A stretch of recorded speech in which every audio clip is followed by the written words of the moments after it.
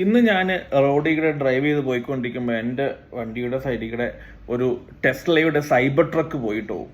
ഞാൻ ആ വണ്ടി കണ്ടപ്പോൾ പെട്ടെന്ന് നമ്മുടെ നാട്ടിൽ ഈ റീസെൻ്റ്ലി ഇറങ്ങിയ മഹീന്ദ്രേൻ്റെ B6C എന്ന് പറഞ്ഞ B6C എന്ന് പറഞ്ഞ ഒരു ഡിസൈൻ ഒരു വണ്ടി മോഡലിന് പെട്ടെന്ന് അതുമായിട്ട് ഭയങ്കര സിമിലർ ആയിരുന്നു. പെട്ടെന്ന് എനിക്കത് ഓർമ്മ വന്നു ആ വണ്ടി. അപ്പോൾ ഇപ്പം റീസെൻ്റ്ലി ഇറങ്ങുന്ന വണ്ടികൾക്കൊക്കെ അങ്ങനെ ഒരു കൺസെപ്റ്റ് പിടിക്കുന്നുണ്ട്. ഈ വണ്ടി പെട്ടെന്ന് കാണുമ്പോഴത്തേക്ക് നമുക്ക് എല്ലാവരും പറയുന്ന പോലെ ഈ സയൻസ് ഫിക്ഷൻ മൂവിയിലൊക്കെ കാണുന്ന ടൈപ്പ് ട്രക്കുകളുടെയൊക്കെ ഒരു ഷേപ്പൊക്കെ പിടിക്കുന്നുണ്ട് അല്ലേ. ആ ഡിസൈൻ കാണുമ്പോൾ ഒരു ബോക്സി ഡിസൈനാണ്. സാധാരണ രീതിയിൽ നമ്മൾ വായിച്ചിട്ടുള്ളതും കണ്ടിട്ടുള്ളതും ഒക്കെ ഈ ബോക്സി ഷേപ്പ് വണ്ടികളൊന്നും അത്രത്തോളം ഡ്രാഗ് കോഫിഷ്യൻ്റ് ആയിരിക്കത്തില്ല, എയറോഡൈനാമിക് ആയിരിക്കത്തില്ല ഇതിൻ്റെ ഡിസൈൻ, ഈ ബോക്സി ഡിസൈൻ എന്നുള്ളതാണ് നമ്മൾ വായിച്ചിട്ടുള്ളത് അല്ലേ. പിന്നെ എന്തുകൊണ്ടാണ് അവർ ഈ ഡിസൈൻ പിടിക്കണമെന്ന് എനിക്ക് മനസ്സിലായില്ല. അത് പിന്നെ അൾട്രാ ന്യൂ എന്നൊക്കെ പറഞ്ഞ് ഇറക്കുകയും ചെയ്യുന്നുണ്ട് അല്ലേ. അപ്പം നമ്മൾ ഈ ഓട്ടോമൊബൈൽ ഇൻഡസ്ട്രീൻ്റെ ഒരു എവല്യൂഷൻ നമ്മൾ നോക്കുകയാണെങ്കിൽ സാധാരണ രീതിയിൽ ഇതിന് തുടക്കം എന്നൊക്കെ പറഞ്ഞിട്ടുണ്ടെങ്കിൽ നമ്മൾ ഉദ്ദേശിക്കുന്നത് കംപ്ലീറ്റ്ലി യൂട്ടിലിറ്റേറിയൻ ഡിസൈൻ അതിൻ്റെയൊക്കെ ഇനീഷ്യലി. അതായത് ഒരു ഷാസി വരുന്നു, അതിന് 4 ചക്രം, പിന്നെ അതിൻ്റെ മുമ്പിലായിട്ട് ഈ ഇന്റേണൽ കമ്പഷൻ എഞ്ചിൻ വെക്കാൻ വേണ്ടിയിട്ടുള്ളൊരു സ്പേസ്, ആ എഞ്ചിൻ കവർ ചെയ്യാൻ വേണ്ടിയിട്ടൊരു കവർ, അതാണ് ഈ ബോണറ്റ് പോലെയുള്ള സാധനം. അതിനുശേഷം ഒരു വിൻഡ്ഷീൽഡ്, അതിന് പുറകിൽ ഇരിക്കാൻ വേണ്ടിയിട്ടൊരു ക്യാബിൻ, അതിന് ബേക്കിൽ സ്പേസ്, ഈ എന്തെങ്കിലുമൊക്കെ സാധനങ്ങൾ വെക്കാൻ വേണ്ടിയിട്ട് ബൂട്ട് സ്പേസ്. അങ്ങനെയാണല്ലോ അത്. നമ്മൾ കംപ്ലീറ്റ്ലി യൂട്ടിലിറ്റേറിയൻ ഡിസൈനാണ് ഇല്ലേ. നമ്മൾ എന്താണ് ആവശ്യം അതിനനുസരിച്ചാണ് ഇതിൻ്റെ ഡിസൈൻ ഇവോൾവ് ചെയ്ത് വന്നിരിക്കുന്നത്.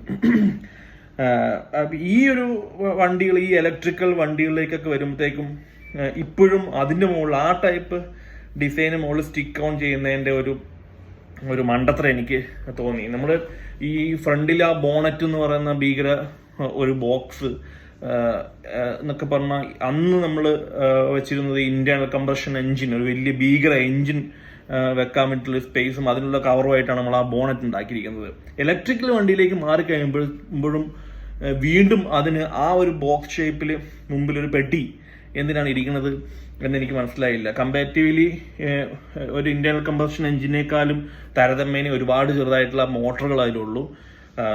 വളരെ കൊച്ചു മോട്ടറുകളൊക്കെയാണ്, സൈസിലൊന്നും വലിയ മോട്ടറൊന്നും അല്ല അത് അധികം ഇരിക്കുന്നത് ഈ ആക്സിലിനോടൊക്കെ ചേർന്ന ഭാഗത്തുമാണ്. എന്തായാലും ഒരു ഇന്റേണൽ കമ്പഷൻ എഞ്ചിന്റെ അത്രയും വലുപ്പമുള്ള സാധനമല്ല ഒരു മോട്ടർ. ആ ഭാഗം ശരിക്കും പറഞ്ഞാൽ എംറ്റി ആയിപ്പോൾ ഈ വണ്ടീന്റെ ഇലക്ട്രിക്കൽ വണ്ടിയിലേക്ക് മാറിക്കഴിയുമ്പോഴത്തേക്കും.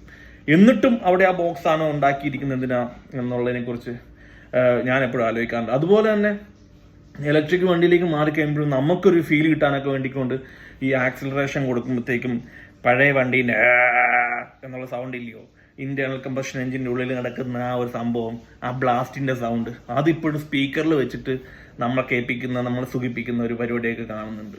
അത് നല്ല ചീപ്പായിട്ട് എനിക്ക് തോന്നുന്നുണ്ട്. ഈ ചെറിയ വണ്ടിയൊന്നും അല്ല, ജർമ്മൻ വണ്ടികൾ വരെ കാണുന്നുണ്ട്. BMW മിനി കൂപ്പറിലൊക്കെ ഈ സാധനം കണ്ടതായിട്ട് എവിടെയോ ഒരു വീഡിയോയിൽ കണ്ട് ഞാൻ. അതുപോലെ ബൈക്കുകളിലൊക്കെ ഈ സാധനം ഇലക്ട്രിക്കൽ ബൈക്കിന് മുകളിലൊക്കെ കൈ കൊടുക്കുമ്പോഴത്തേക്കും പഴയ RX-100ന്റെ സൗണ്ട്, പല രീതിയിലുള്ള സൗണ്ടുകൾ നമുക്ക് കേൾക്കാൻ പറ്റുന്നുണ്ട്. ഈ ഒരു സാധനം ഭയങ്കര ചൈൽഡിഷ് ആയിട്ടുള്ള പരിപാടിയായിട്ട് എനിക്ക് തോന്നി. ഈ ഒരു ഡിസൈൻ പോലും ഈ പറഞ്ഞ ഏറ്റവും അൾട്രാ മോഡലായിട്ട് കാണിക്കുന്ന ഈ ടെസ്ലയുടെ സൈബർ ട്രക്കിന്റെ ഡിസൈൻ ആണെങ്കിലും ഈ B6C എന്ന് പറഞ്ഞ ഇന്ത്യൻ വെർഷന്റെ ഡിസൈൻ ആണെങ്കിലൊക്കെ പോലെ ഒരു ഡിസൈൻ ഒന്നും അത്രത്തോളം യൂട്ടിലിറ്റേറിയൻ ഡിസൈൻ ആയിട്ടില്ല. കംപ്ലീറ്റ്ലി ഒരു ഫാൻസി ഡിസൈൻ ആയിട്ട് എനിക്ക് തോന്നി. ഫാൻസി ആയിട്ട് വരുന്ന കാര്യങ്ങളൊന്നും കുറെ ആൾ നിന്ന് പോകത്തില്ല ഉണ്ടല്ലോ. എത്രത്തോളം നാള് ഈ സാധനം നമുക്ക് മടുപ്പില്ലാണ്ട് കാണാൻ പറ്റും എന്നുള്ള കാര്യത്തിൽ എനിക്ക് സംശയമുണ്ട്. എന്ത് സാധനവും എന്ത് ഡിസൈനും എന്ത് എവല്യൂഷനും വരുന്നത് അതിൻ്റെതായ ഓർഗാനിക് രീതിയിലായിരിക്കണം അല്ലേ, അതിൻ്റെ ആവശ്യങ്ങൾക്ക് അനുസരിച്ചിട്ടൊക്കെ ആയിരിക്കണം അല്ലേ. ഈ ഡിസൈൻ എത്രയും പെട്ടെന്നും ആളുകൾക്ക് മടുക്കാൻ സാധ്യതയുണ്ട്.